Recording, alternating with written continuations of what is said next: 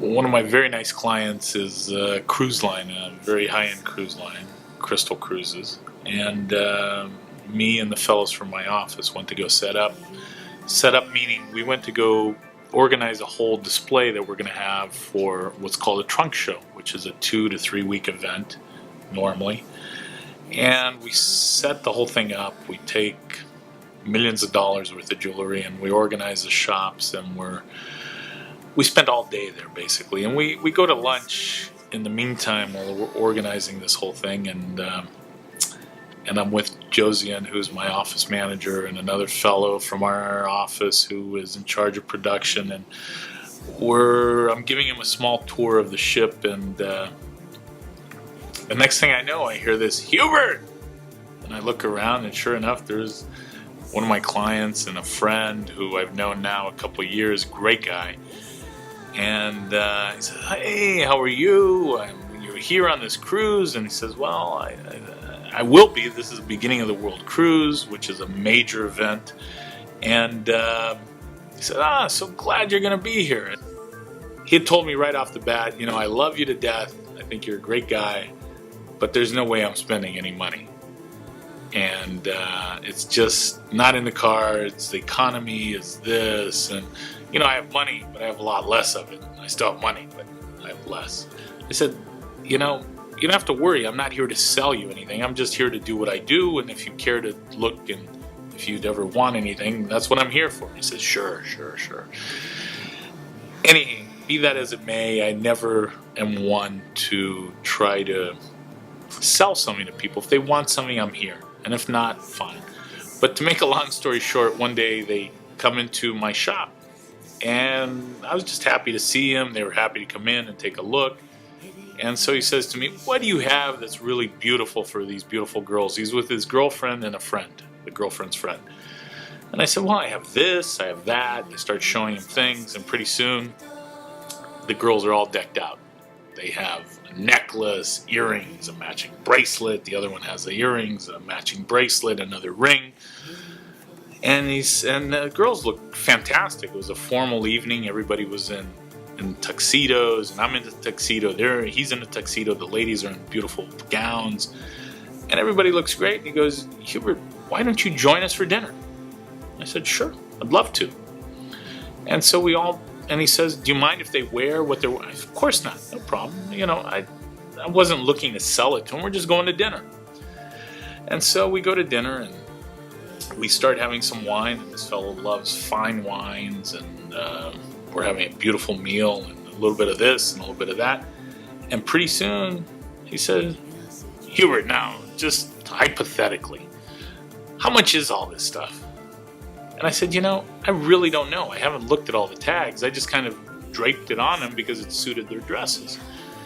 And he goes, "I'll give you 50,000.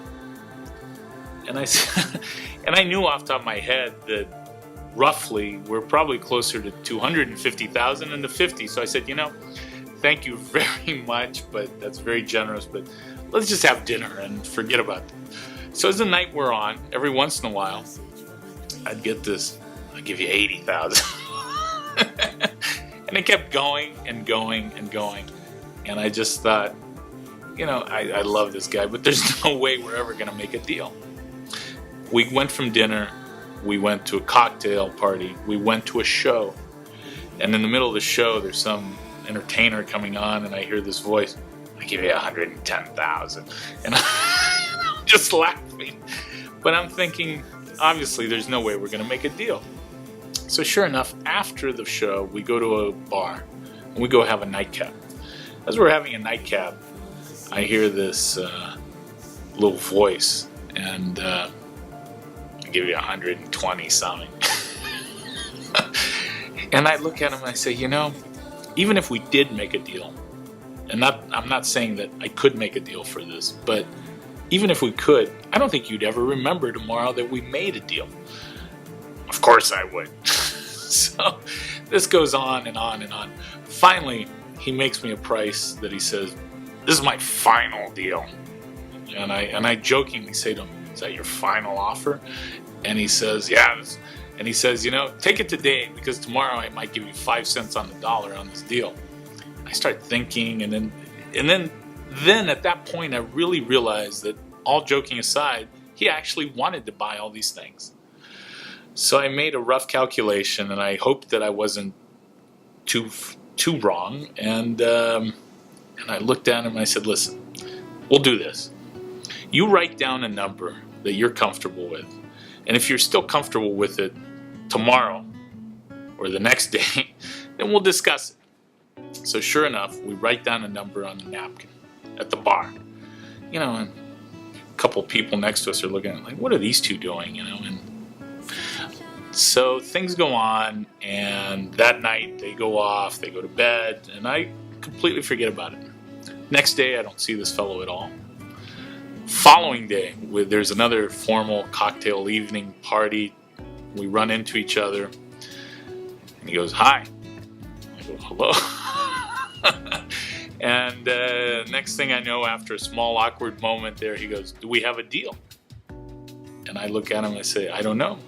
Do we?" And he says, "Well, I remember." And I said, "I'd be surprised if you did." And sure enough, he tells me exactly the number that was written on that napkin. And I say, "You will not believe this." He goes, "What?" So I open up the napkin, I show him the napkin. And he said, "I knew it all along." I said, I'm really amazed because you've consumed quite a bit of alcohol. You did a long evening." He goes, "Well, my girlfriend told me."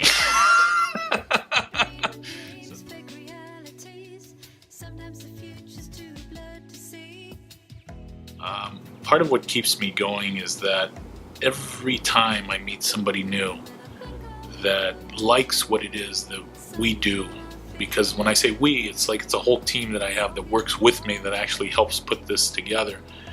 It's exciting because we make new things. We meet new people that really like some of this stuff, and we create an entirely new thing than what we were doing 7 years ago or 10 years ago or 15 years ago or even last year. And that to me is exciting. Once customers know you, once they trust you, once they feel comfortable with you, they'll come back to you, they'll refer other people. I think what we really do well is that we take an idea that a client has, and we we amplify that idea, and that we take colors that they like, forms of stones that they might enjoy, and we give them many alternatives. And then we kind of focus on 2 or 3 of those alternatives that might work for them. Then we create those from scratch. We cut the stones if we need to. If we find them already cut, sometimes we reshape them, remold them, refacet them to the way they like for it to be done. And the fact that we are able to cut our own stones has given us tremendous amount of leeway in making really beautiful pieces, and things that not only are beautiful but that are different. I've made pieces the last couple of years that are not only original, but they're things that they're a blend of something that somebody liked and saw in some designer showcase, and the thing we made is not even close to being any form of a copy. It's an totally original piece that takes some of what they liked in that piece with some of our suggestions and creates a whole new piece. And that to me is exciting because we get to work together with the client and what they like and what we can create for them.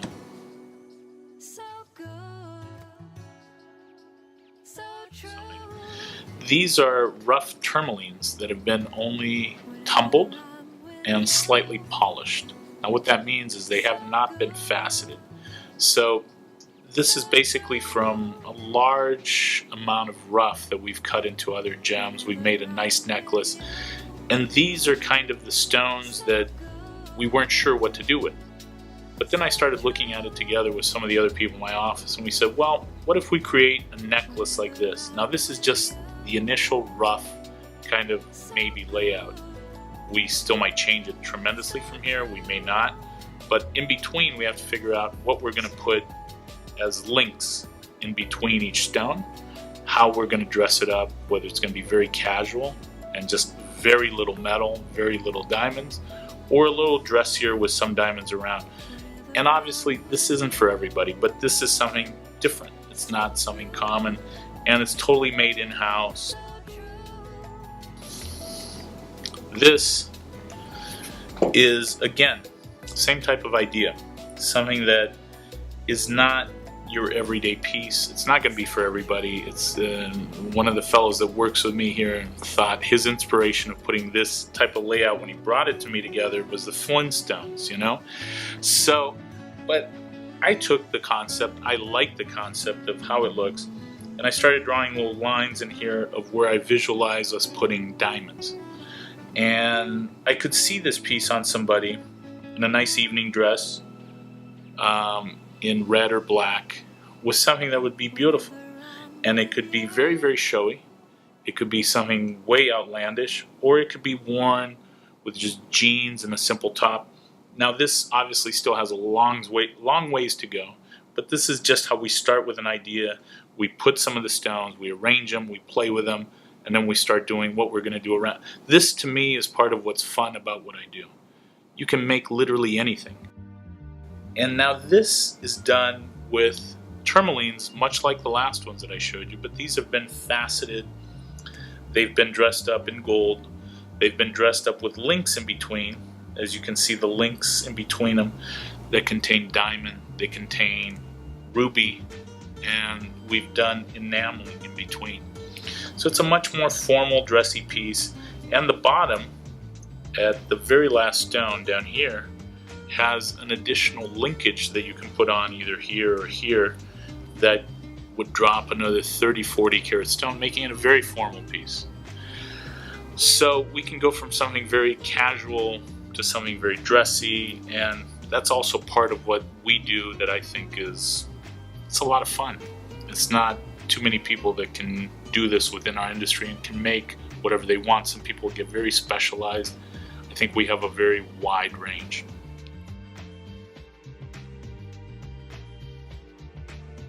The alternative to making a piece like this is you can always walk into a nice, reputable store. And there's many, obviously, in the United States and throughout the world that sell what we call production-type pieces. Now, these are mass-produced, sometimes in tens, sometimes in hundreds, sometimes in thousands, and in other cases even more. And some of those, there's nothing wrong with them. They look beautiful. People wear them. They look fantastic. Being in the business, we kind of look and we can see things that are a little more unusual and things that are mass-produced. And there's nothing wrong with mass-produced. There is, to me, there's kind of there's always an amazement that they can make something very attractive for a small amount of money. But if you ever want something that's a little more original, a little more unusual, it's very hard to find it in mass-produced pieces.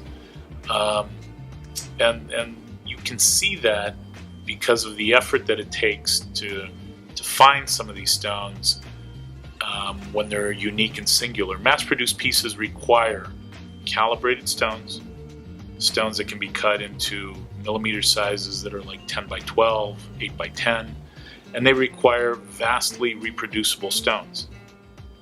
That may be in quartz, that may be in peridot, that may be in things that are abundant.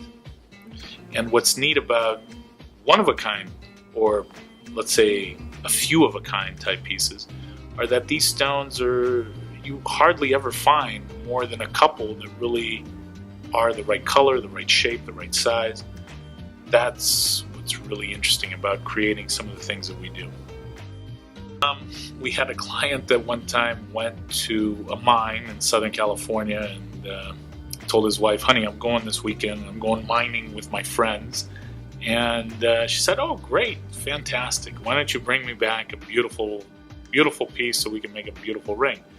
So the fellow went out there and he told me he got out there very early and he spent, let's say, 10 to 12 hours digging through a mine run. Well, a mine run is basically when the mine brings kilos and kilos or tonnage of stuff that they drag out of the mine.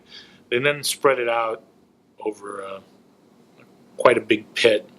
And at times, after they've gone through the major pieces, they'll let outside people come in and sift through the so-called mine run. So he's mining through quote-unquote sprinkled merchandise, that there may be something there. Sometimes the mine owners might even add a few pieces in there just so people find things from time to time, make it interesting and worth their while. So this fellow shows up in my office, and his neck is literally as red as you could possibly imagine, and his shoulders had been burnt. His shirt was hardly, like he couldn't move properly, and he said, "This is what I got." And he shows me a little bag with these stones. I said, "Wow, this is beautiful." And I actually did think it was beautiful. And he says, "What can we do with it?" And I said, "This would be great. We could make maybe a nice necklace. And I have some other stones that might complement this." And he goes, "Really?" And I said, "Yes." And he goes, "Can you get them? Can you show them?" So I bring out this box. Literally, it's a Tupperware bin about this big, full of these stones.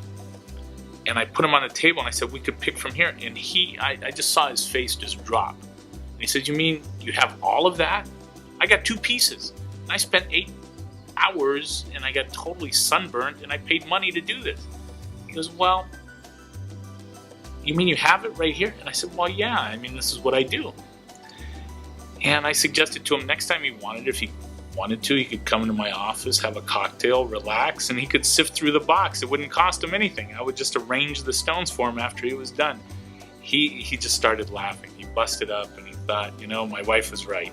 I should have just gone to the store and gotten her something. I would have been a lot happier.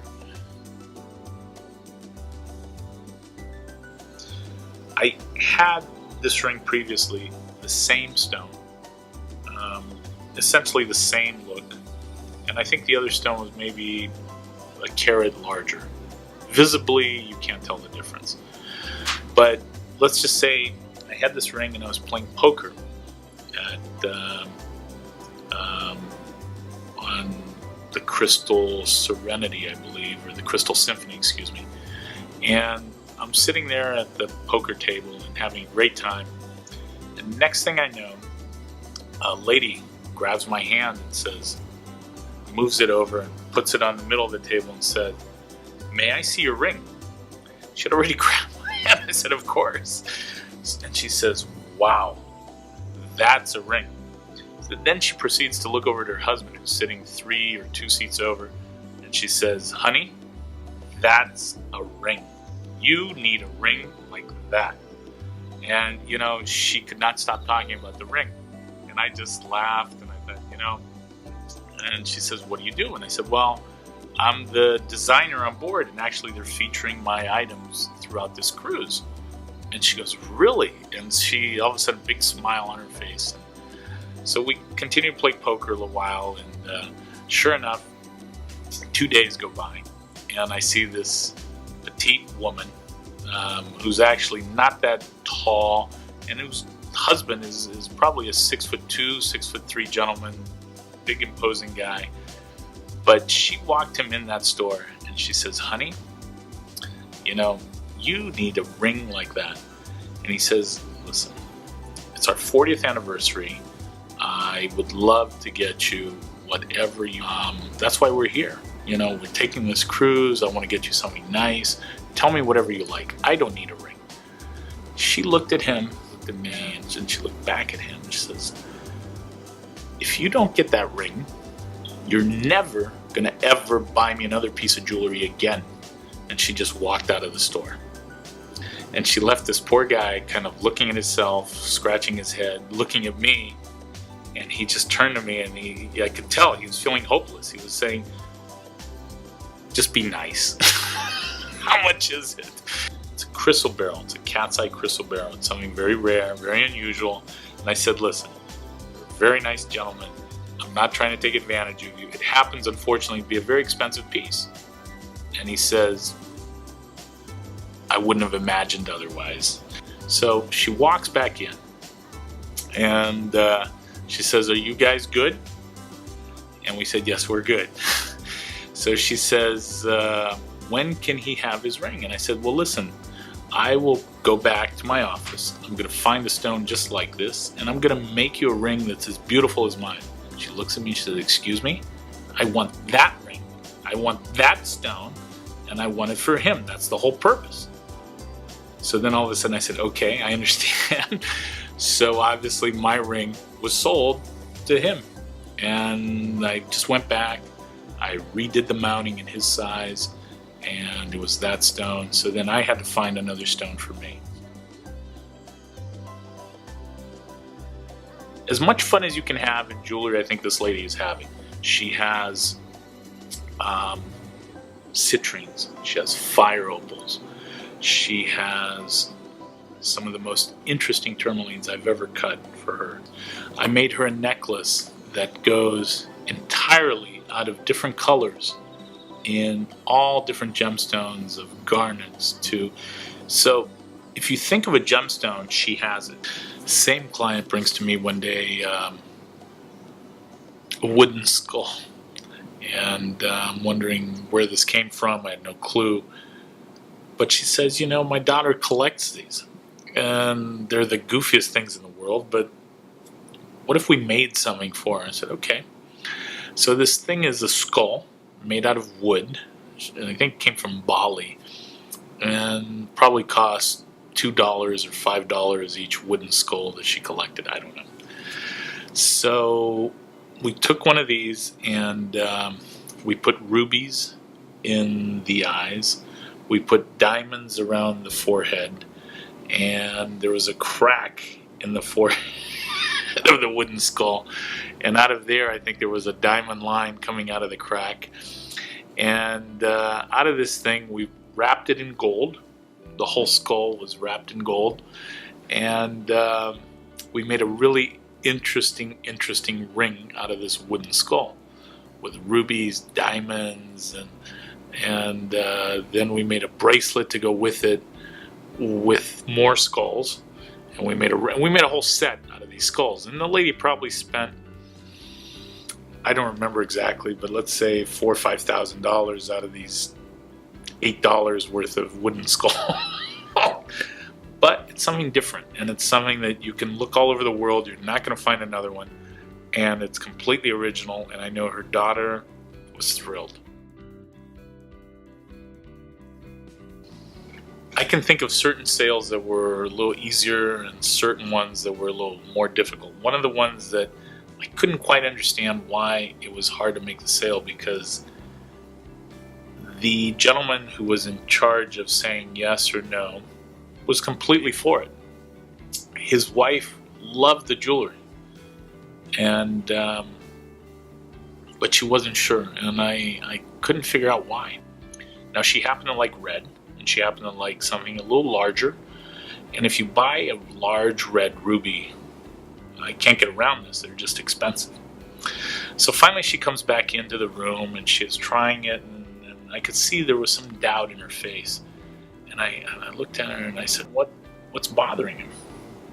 And she says, well, I don't know what I'd ever wear this with. And I said, so you mean that if you had a dress or an outfit that you could wear this with, you would be okay to buy it, since your husband wants to buy it for you? Oh, yes, absolutely. And I said, if you buy this ring, or let your husband buy this ring for you, I will make sure that you have an outfit that goes with it beautifully. And all of a sudden her face lit up and she goes, really? I said, yes. So then I figured out a way that in the future we took her shopping with a personal shopper. And she went from store to store to store. And this personal shopper happened to be my wife. And she took her to all the major designers. But eventually we came up with a red dress that was perfect. It was evening, it was long sleeve, it was everything she wanted. And I think this was probably the hardest thing I've ever had to come up with besides jewelry, because number one, I knew nothing about it. I had no idea how hard it is sometimes to find a perfect dress. As a fellow walked in, he's in his This was on crystal. And he's in his slippers and some different looking shorts and a towel on his hand. And obviously this was beach wear, but it looked a little out there. And so he walks in and he has a heavy accent and he looks at something in the outer window and he says, ring, how much? And so we go and get the ring that he's pointing at, and I tell him a price. It was approximately $14,600. And I say the number, and he looks, and he looks. Okay, I take. And this took literally about 20 seconds. And I thought, wow, okay. So we write it up, he signs for it, and he leaves. And I'm thinking, wow, that was quick. And I wasn't quite sure what to make of it because I didn't know if he had understood me completely. But I let it go and stopped thinking about it. 2 days later, same gentleman, now in normal street clothes, walks in the store. And as I'm seeing him come in, I'm thinking, maybe he got his statement. And maybe he realized that it was $14,000. Maybe he thought it was $1,400. And maybe he wants to return it because he didn't quite understand. That's the first thing that crossed my mind. Sure enough, he walks in and he comes up and he goes, you have emerald? I said, yes. And so I figured, okay, he's bought a ring for himself, a beautiful men's ring. So maybe he wants something for his wife. So I start showing him ladies' emerald rings, pendants. And he goes, bigger. So I show him something bigger. Finally, I show him probably the biggest pendant we have. And he says, no, for men. And I thought, okay. I say, we don't really have another larger stone for men. But what I could do is take this stone and make you a ring. Oh, okay. You design, I be bought. Come see me. So I make a quick design, I make a sketch, I put it together, and after about half an hour, I go down to the bar, and I go see him in the bar. I tell him, please understand, the emerald you picked is probably the largest one there, so it's not inexpensive. It's quite an expensive piece, but I could make you a beautiful ring with this, and make it like that. Okay, how much? And I tell him a price, and let's just say it's over 6 figures. He looks at me, and he goes, best price. I say, yes. Okay, I take. Again, this whole process of him thinking about the final price took 20 seconds. So in 40 seconds, this fellow had now made 2 purchases that were significant.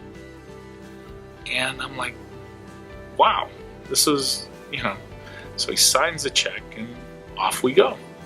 2 days later, I get another invitation from the same fellow to come up to his penthouse. Turns out his penthouse is the crystal penthouse, the biggest one on the ship. And so as we're sitting there having caviar and a butler serving cognac and champagne, he says, I could use blue. So we go through the same process again, and to make a long story short, he ends up buying a blue sapphire, the biggest one I had, in a ring for himself. And I make a beautiful sketch, and I see him the next day. I tell him the price, and sure enough, it doesn't take more than about 20 to 30 seconds for him to make up his mind. Once I tell him this is really the best I could do price-wise, okay. We settle again on a third piece. This is all in the frame of about a week's time. It's about 3 fantastic pieces. Then he proceeds to invite me to a very formal dinner that he organizes. And as we're sitting at dinner, I decided I wanted to give him something. So I bring him a watch that I had just gotten this watch. It was a beautiful watch full of diamonds, and it was encrusted, and I was going to sell it, but it was brand new. and I hadn't done anything with this watch, so I figured, a guy like this, might as well give him a very nice gift. What a great client. So I bring him this beautiful watch at dinner. The guy was so moved. He was like, that to him was a special gesture. And he was like, I can't accept this. And I said, no, you don't understand. I'm not giving you this because I feel I need to. I want to. This is a gift for you. So he takes the watch, and we have this beautiful dinner. It's like a 6-7 course dinner. We had a lot to drink, and the whole thing was a beautiful evening. In the meantime, just out of curiosity, at one point I asked him, so excuse me, I'm just meeting you now. You seem like a great guy, and this was about 9-10 years ago. But you bought now 3 pieces for you. What about your wife? And it wasn't like I needed to sell him anything. I wasn't thinking about selling him anything. I was just curious. It was just me and him talking. Do you ever buy her? And I buy her so much. I bought her so many things. So, that was my only question. But then all of a sudden he says, what did she like? And I said, no, you don't understand. I'm not trying to sell you anything. I was just curious. And he goes, no, I buy her something. I said, you don't understand. I'm not trying to sell you something. It was just a question. Please tell me, what's she like? So I told her, well, she had looked at this ring, and it was quite an expensive ring with 3 different colored diamonds that I know she had looked at, and she had kind of glanced at it, and really I could see it caught her eye. And I told him about this ring, and he goes, okay, I take it. I said, but I haven't even told you a price. He goes, doesn't matter, I take it. So all I can say is this: you can never judge a person by how they dress, how they speak, how they are. You just have to let it go. And this is a guy that today is a very good friend of mine, besides being a very good client.